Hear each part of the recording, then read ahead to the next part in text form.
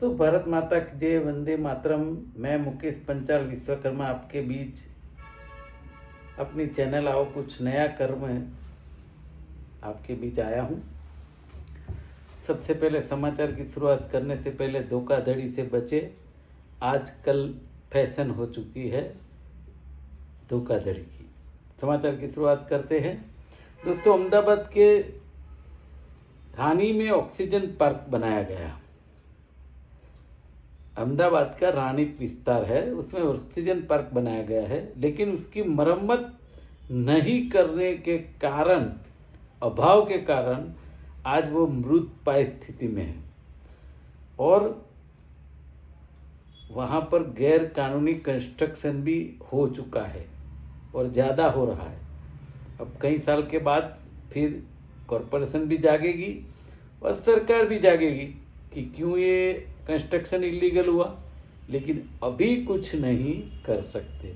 दूसरी बात है, गुजरात के कमल का फूल जो कर्मचारी राज का बवंडर मचा रहे हैं। कांधल जाडेजा जो है एमएलए गुजरात में, उसने अपने पैसे से लोगों को पानी पीने का या किसानों को दे रखा है। देखिए ये एमएलए की स्थिति है। आपका और मेरा तो क्या होगा भगवान जाने। पूरा अहमदाबाद खड्डे से लिप्त है और कह दिया गया है हर नेता के द्वारा, कॉरपोरेशन के द्वारा कि विकास हो रहा है। मैं समझता हूँ अपना घर भी कुछ रिनोवेशन करते हैं ना, तो एक रूम, दूसरा रूम, तीसरा रूम इस तरह पार्ट में करते हैं कि जैसे कि घर के सदस्यों को तकलीफ ना हो। तो ये अहमदाबाद पूरा 75% अहमदाबाद आज खड्डे से लिप्त है, रोड से लिप्त है। कहीं ब्रिजेस बन रहे हैं, वहाँ पे सर्विस रोड खड्डे वाले, कहीं रास्ते बंद है। आज किसी को कहीं न कहीं जाने के लिए जो 15-20 मिनट लगती है, उसकी बजाय आज 1 घंटा से 1.5 घंटा लगता है। तो क्या करेगा, समझ नहीं आ रहा है किसी के कौन क्या कर रहा है। और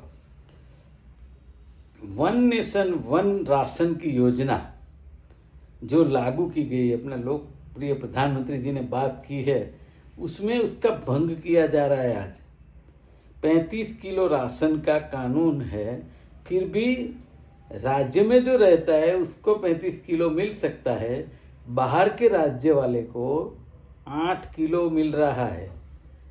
ऐसा भेदभाव रखा जाए, ये वन नेशन वन राशन योजना है, इसका भंग हो रहा है। दूसरी बात है, ग्रो मनी के नाम पर शेयर में इन्वेस्टमेंट करवाने की स्कीम सोशल मीडिया पर रखी एक महिला ने और 3.83 करोड़ की 20% मुनाफे की पंजी स्कीम रखकर लोगों को ठग लिया। मैं समझता हूं कि ये जो ठगने का धंधा है, वैसे मैं मानता हूं कि जहां लोभी हो वहां लुटारे कभी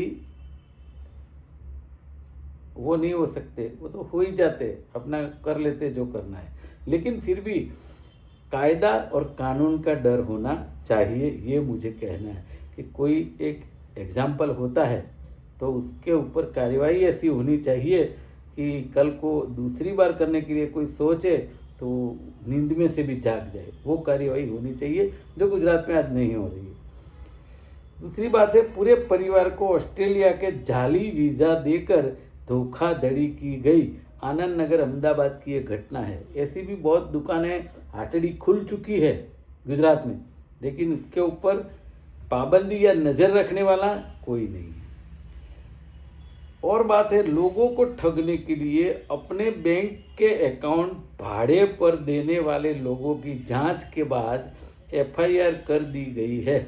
अच्छी बात है, लेकिन मैं ये समझता हूँ कि ऐसे लोगों को भी सज़ा मिलनी चाहिए, ऐसे बैंक कर्मचारियों को भी सज़ा मिलनी चाहिए, क्योंकि कई जगह पे ऐसा होता है कि बैंक कर्मचारी भी मिले हुए होते हैं।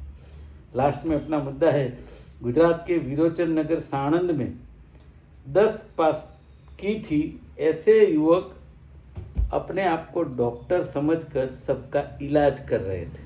खैर पकड़े गए हैं, लेकिन कितनों का इलाज किया, कितनों को कहाँ भेज दिया भगवान जाने।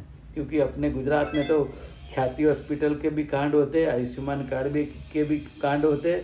नल से जल योजना नल से छल साबित हुई है। रोड, रास्ते और ब्रिज पूरे उतार लिए जाते हैं।